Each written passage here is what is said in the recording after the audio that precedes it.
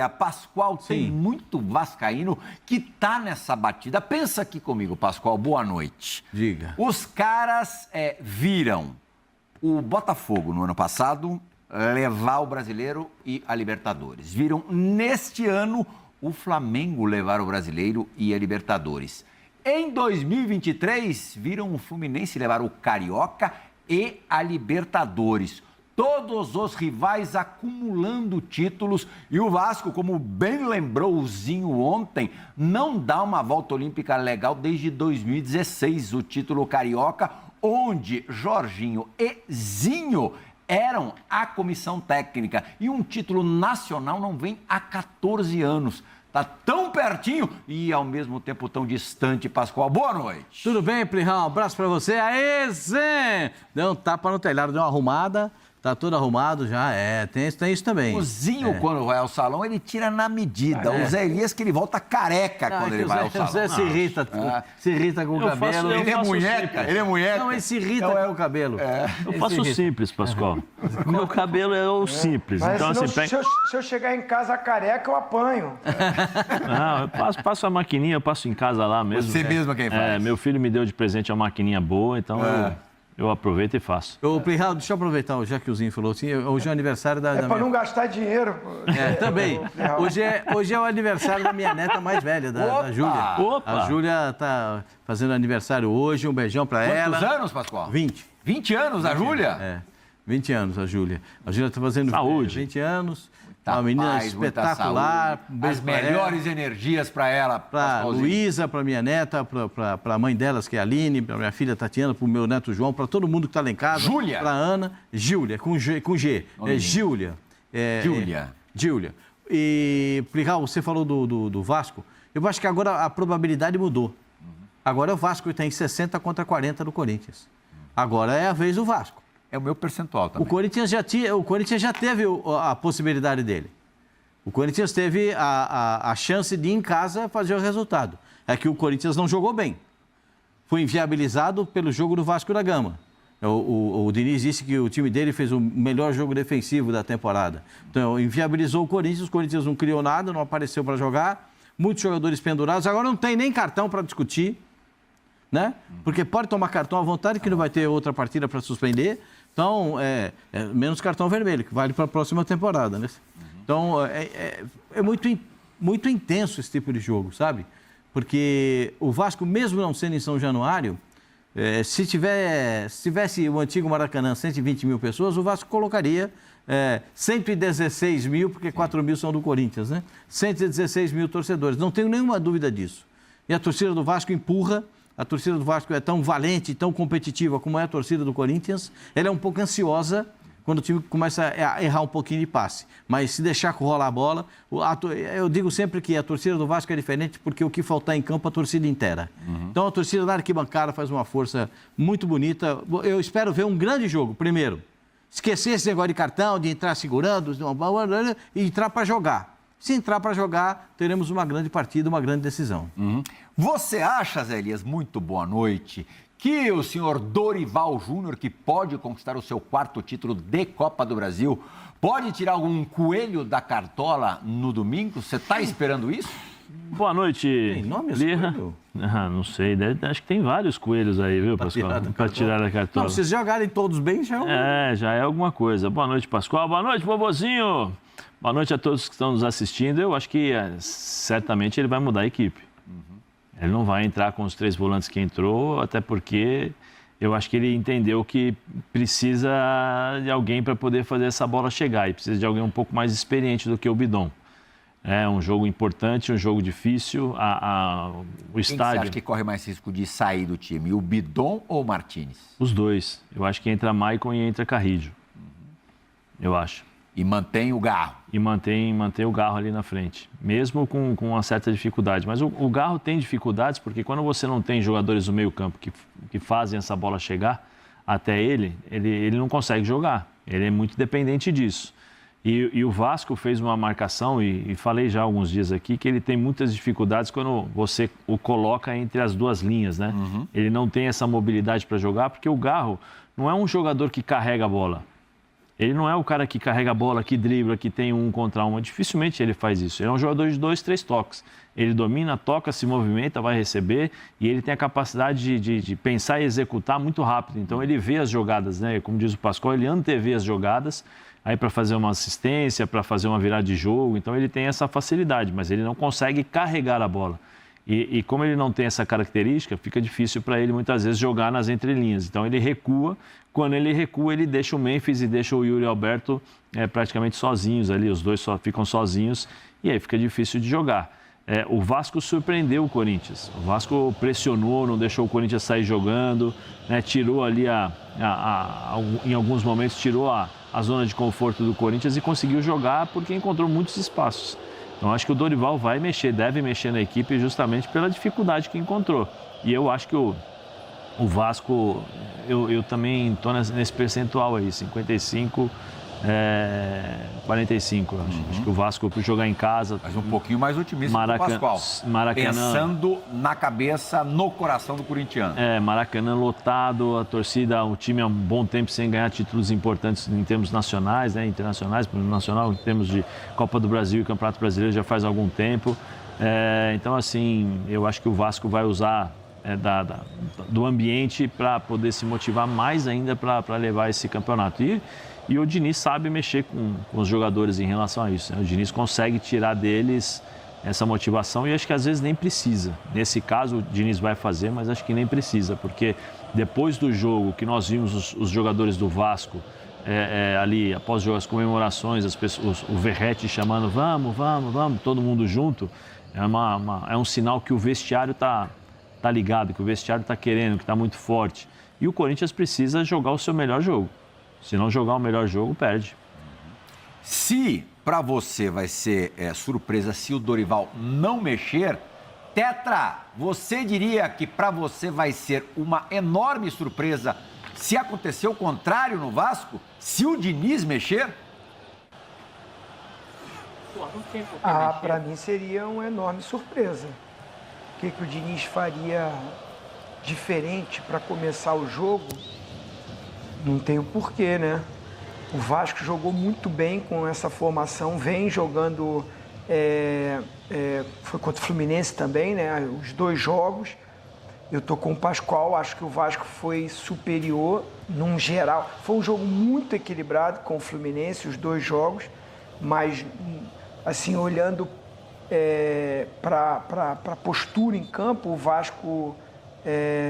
mereceu a classificação, foi nos pênaltis, né? foi naquela luta ali, mas fez bons jogos, né? Por isso está aí na decisão e faz um ótimo jogo fora de casa. Não acredito que ele vá mudar e seria muita surpresa para mim. Começar com o Verratti, acho difícil, principalmente porque ele tem que mexer com o melhor jogador da final. Até o momento, o melhor jogador da final, ou numa eleição, eu colocaria o Ryan como o craque do campeonato, da Copa do Brasil, o Vasco vencendo, né, conquistando, geralmente é o time que conquista, que tem o melhor jogador. E aí, para o Verratti entrar, teria que deslocar, tirar ele daquela função que ele tem se destacado, tem sido um cara diferente. Os 2 caras que jogam pelo lado, o Nuno e o Andrés, estão jogando bem, estão cumprindo as funções, estão disciplinadíssimos. A postura deles tática beneficia o garoto Ryan se destacar e o próprio Coutinho ter liberdade para criar, para organizar, volta fazendo uma sombra, mas quem faz esse trabalho operário são eles 2 pelo lado do campo, que se junta com os 2 volantes, que jogaram bem também, o Barros e o Thiago Mendes. Então, assim, eu não vejo, assim, zaga... Os laterais, já está improvisado, um que está jogando bem na lateral esquerda, o Pumita. Então, assim, goleiro, não tem, assim, não existe, né, o porquê, a não ser que, infelizmente, alguém durma mal, tenha algum tipo de problema de saúde, espero que não, a gente quer todo mundo inteiro, mas o Vasco não tem o porquê mexer. O Corinthians, eu já concordo com o Zé.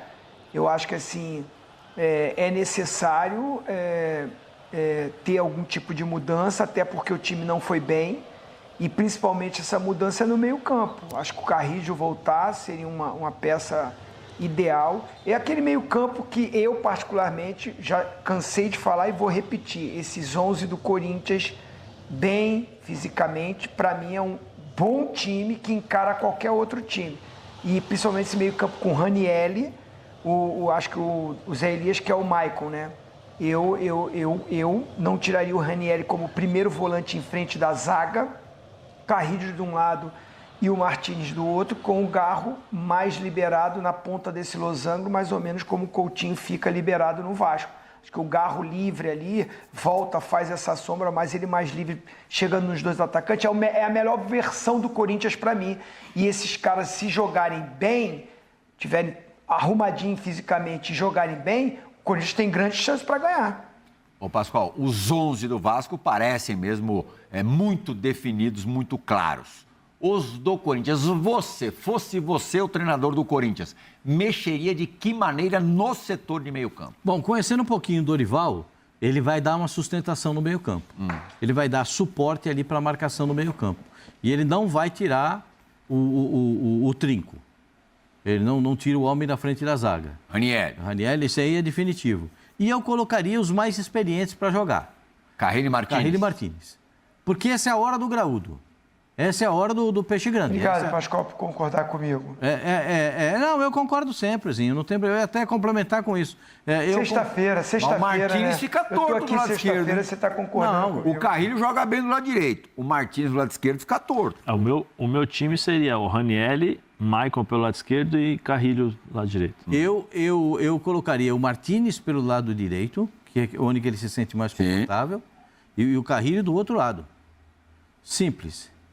Não vai ter... Jogando não tem com o pé invertido, né? Pé invertido. Não tem nada binabulante. Não tem nenhuma fórmula secreta nisso aí. Eles já jogaram muitas vezes assim. Aliás, a melhor versão dessa saída de bola do Corinthians pela direita, que o Mateuzinho se sente mais confortável, é quando ele tem alguém para dar esse suporte para ele. Então, eu acho que seria razoável esse meio campo. E na frente... o pessoal, a torcida do Corinthians está reclamando do Yuri Alberto. Poxa, mas a bola não chega para ele. Como é que o Yuri Alberto não está chegando? E quando chega, ele quer dar letra, né, Pascoal? O que seria, Pascoal, essa tarja aí? O que seria essa tarja aí? Dorival deve ir com um time mais fechado no Maracanã? Tirar o Garro e botar mais um volante? Esses três volantes. Tirar o Garro, não? O Garro na frente dos três. Não, mas tirar o Garro para você fora de cogitação? Não começar com o Garro? Bom, aí você vai abrir mão do ataque. Foi contra o Cruzeiro, assim, né? Contra o Cruzeiro entrou no... O bidonzinho ali. Contra o Cruzeiro, o que o Corinthians fez? O do Mineirão foi o bidon ali. O bidon fez a melhor partida que eu vi com a camisa do Corinthians. Mas... talvez tenha sido o melhor jogo do Corinthians da temporada. Sim, mas aí o Corinthians encostou a marcação no Matheus, não deixou o Matheus jogar no meio campo, encurtou o espaço do... Martínez de primeiro volante. Isso, encurtou o espaço para a saída de bola do Cruzeiro, marcou adiantado, né? Eu imaginei que o Corinthians fosse marcar adiantado o Vasco da Gama, errei, que o Corinthians não marcou adiantado o Vasco da Gama no jogo da Neoquímica Arena. Eu imaginei, se você bota esses caras todos para jogar, dá para dar o bote lá em cima. Mas aí depois eu refleti, eu falei, pera um pouquinho, mas se ele fizer isso, Garro e Memphis saem no final do primeiro tempo. Eles não vão suportar. Afogados. Eles não vão suportar tanta pressão. E aí tem aquela chamada meia pressão, e aí o Corinthians tentou nessa meia pressão marcar a equipe do Vasco. O Vasco teve superioridade numérica no meio campo e superioridade física. E é isso que o Corinthians precisa quebrar. Esse embate físico. Os volantes do Vasco ganharam todas as divididas. Os volantes do Vasco deram todos os passes para frente. E isso é que o Corinthians deveria se preocupar. Mas é que, às vezes, as pessoas se preocupam mais com o individual. O Garro fez isso, o Memphis não fez aquilo, por que o Yuri... O Yuri recebeu uma bola, aquela bola que ele recebe de presente... que sai errada a zaga do Vasco, foi a única bola que chegou para ele dentro das condições dele. Você diz o gol perdido que estava em posição irregular.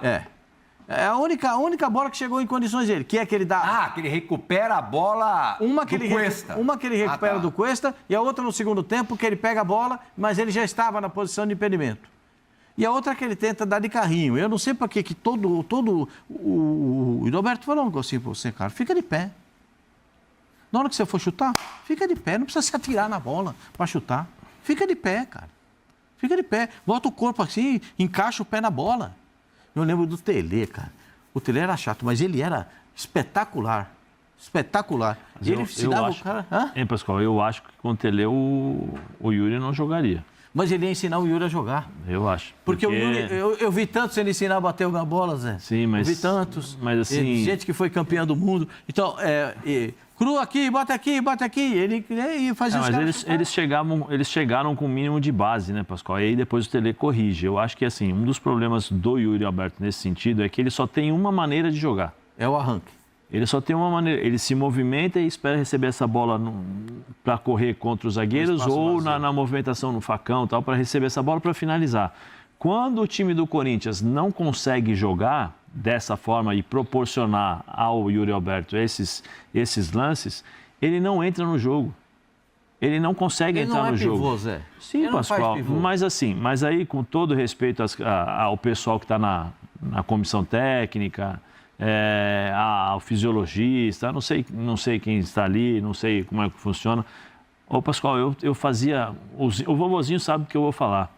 Nós fazíamos na base, era chato. O professor Ricardo Rosa, que hoje é o preparador físico do Neymar, junto com o Batatinha. Antes era o Batatinha, né, o professor Edson, e depois o professor Ricardo Rosa. Nós tínhamos 5 treinamentos por semana na base, 12 anos de idade. Vem cá, bolinha de borracha. Faz o pivô, mata no peito, domina, toca. Depois bola de tênis, a bolinha um pouquinho menor, bola um pouco maior. Aí a bola de futebol, ou seja, para você, a base do jogador de futebol é você ter o controle da bola, é você saber controlar, segurar o jogador adversário, porque cada um tem uma posição.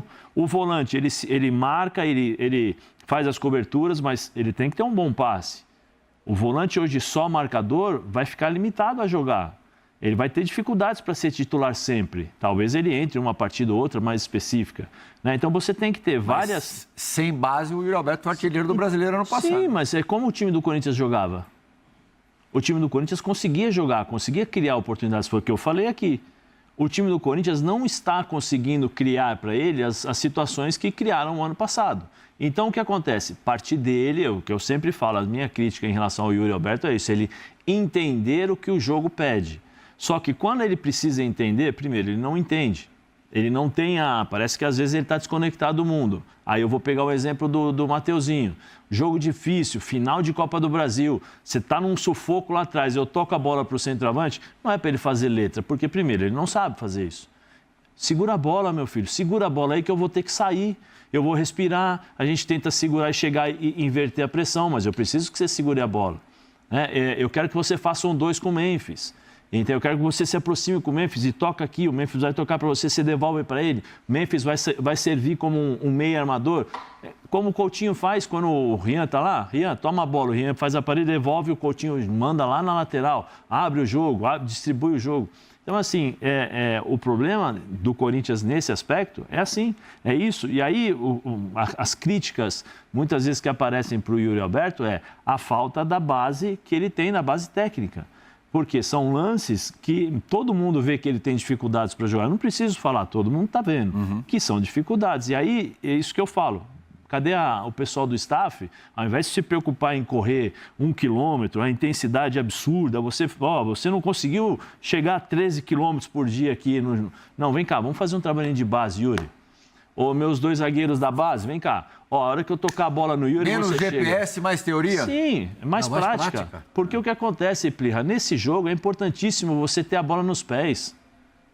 É importantíssimo você saber segurar a bola. E o que eu estou dizendo aqui não é culpa do Yuri. Presta atenção, não é culpa do Yuri. Eu estou dizendo as dificuldades que ele tem. Agora, quando o Corinthians consegue criar situações... Bola no pé não seria mais Maicon e Carrilho?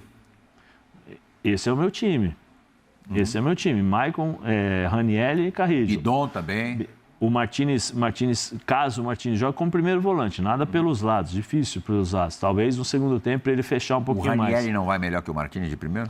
Não, então, eu acho que o Ranieri, meu time é Ranieri. Meu time é Ranieri, Maicon pela esquerda e Carrillo. Ô, Tetra, mudando um pouquinho de assunto, o Vasco da Gama fez 4 jogos a mais do que o Corinthians na Copa do Brasil, porque começou em 2 mata-matas antes. E só perdeu a partida, só perdeu para o Fluminense na segunda partida da semifinal do torneio. O Corinthians, fora de casa, o Corinthians vai completar o 8º jogo no domingo na Copa do Brasil. O Corinthians fora de casa, aí eu estou me restringindo primeiro à Copa do Brasil, tá? Venceu todas as partidas. O Corinthians tem 100% de aproveitamento na Copa do Brasil fora. No geral, no cômputo geral da temporada, olha lá, números de Vasco como mandante e Corinthians como visitante na temporada, que é o cenário de domingo, 18 horas no Maracanã. O Vasco fez 34 jogos como mandante, muitos deles, a maioria em São Januário. O Corinthians, 1 a mais, 35 como visitante. O Vasco tem um aproveitamento em casa de quase 54%. O Corinthians, você vê que levando em consideração o Campeonato Brasileiro, Campeonato Paulista, enfim, as outras competições, as Copas Sul-Americanas, 45,7%. Um aproveitamento, portanto, abaixo de 50%. O Vasco tem uma média em casa de 1,56 gol por jogo, 53 gols na temporada. O Corinthians fora, 32, menos de 1 gol por partida fora de casa de média. Gols sofridos, o Vasco sofreu mais de 1 por jogo, um pouquinho mais, 37, 1,09. O Corinthians sofreu 42, 1,20. Agora a gente vai para uma segunda tela mostrando os números do Vasco no Maracanã. O Vasco em 2025, aí como mandante ou visitante, né, porque tem os clássicos estaduais, fez 8 jogos, venceu só 2 em 8, empatou 2 e foi derrotado 4 vezes, um aproveitamento de 33,3%. Fez 7 gols, sofreu 9. É claro que agora é um contexto diferente, Tetra, desses números todos que a gente mostrou agora e dos que eu falei, se restringindo à Copa do Brasil, Vasco perdendo muito pouco, só perdeu uma vez, e o Corinthians invicto ainda na competição, tendo vencido todas as partidas fora de casa. A gente pode tirar o quê de previsão para domingo? Porra, mas é muito clubismo, mano. Nada. Muda tudo. Vovozinho, chama asterísticos. Sabe o que isso quer dizer? Nada. Sabe o que isso quer dizer? Nada. Que pode dar tudo o legal, contrário. Números, estatística. Assim, cara, eu achava o Corinthians favoritaço jogando em casa e o Vasco foi melhor, poderia ter vencido, se tivesse que ter um vitorioso, assim, essa coisa da... se a justiça seria o Vasco ganhar. Cara, não ganhou. Teve a sua chance, jogou melhor e não ganhou. Então, assim, acho que fica muito em aberto. Esses números são legais, né, para a gente aqui avaliar, discutir, mas o que me mostra é o seguinte: ambas as equipes, quando jogam fora de casa, que o adversário tem que sair para o jogo, tem que tomar a iniciativa, ambas as equipes, eu estou falando que o Vasco, quando joga fora de casa, é assim, e o Corinthians da mesma forma. Eles se sentem mais confortáveis, os jogadores, o sistema de jogo e de repente até a pressão de você ter que em casa é o favorito, propor o jogo e tem que atacar e tem que furar a retranca do adversário. Ambas as equipes têm dificuldade. Então, assim, o Vasco teve essa possibilidade fora de casa contra o Corinthians. O Corinthians não faz um jogo bom porque não conseguiu criar ofensivamente. O Vasco bloqueou e marcou muito bem, se organizou, o Diniz falou isso. Foi muito bom o jogo defensivo do Vasco, com uma transição ofensiva boa que proporcionou para o Vasco algumas possibilidades de ganhar o jogo. É assim que o Vasco se sente melhor e o próprio Corinthians. Então agora muda. O Vasco tem, para mim, a grande vantagem jogar ao lado dessa torcida espetacular, maravilhosa, fiel e que lota. Fiel é a do Corinthians, né? Gaviões da Fiel. Mas a torcida do Vasco também é uma torcida que participa e que é muito fiel ao time e acredita e empurra. Isso é a grande vantagem para o Vasco no jogo de domingo. Jogar no Maracanã lotadíssimo, com essa torcida apaixonantes, querendo comemorar um título nacional depois de tanto tempo, e isso pode motivar muito o time. Agora, olhando para os números e a estatística, o Vasco tem tido dificuldade, perdeu jogos importantíssimos e fundamentais do Campeonato Brasileiro dentro de São Januário, e para times com condições piores que a do Vasco. É só lembrar o jogo contra o Juventude, tomou um sacode em casa, o Vasco poderia ter alcançado coisas melhores via Brasileirão, e isso não ocorreu por perder pontos dentro de casa, porque o Vasco tem que propor o jogo, o Vasco tem que tomar a iniciativa. Acho que o Dorival vai utilizar isso, agora eles que têm que sair para o jogo. Vai surgir os espaços, vai montar uma estratégia para explorar esses contra-ataques. O Corinthians foi bem assim contra o Cruzeiro, principalmente fora de casa, por isso venceu o jogo no Mineirão. Então, por isso fica muito em aberto esse jogo, e esses números só me comprovam isso. As dificuldades que eles têm quando são mandantes e têm que propor o jogo. E aí, rapaziada, o que vocês acharam aí das opiniões, né, do programa aí, Equipe F? Concordam aí com o Zinho que os dois times têm dificuldade de jogar em casa? Ou o Pascoal tem razão onde ele diz que o que faltar para o Vasco, a torcida integra aí? Então vamos tentar inteirar com o nosso Vascão para buscar esse resultado positivo, que é a vitória dentro do Maracanã lotado e, consequentemente, o título da Copa do Brasil. Comente, compartilhe, deixe o like e se inscreva no canal para ajudar a gente a crescer cada vez mais aqui no YouTube. Valeu? Um grande abraço a todos, saudações vascaína. Fui!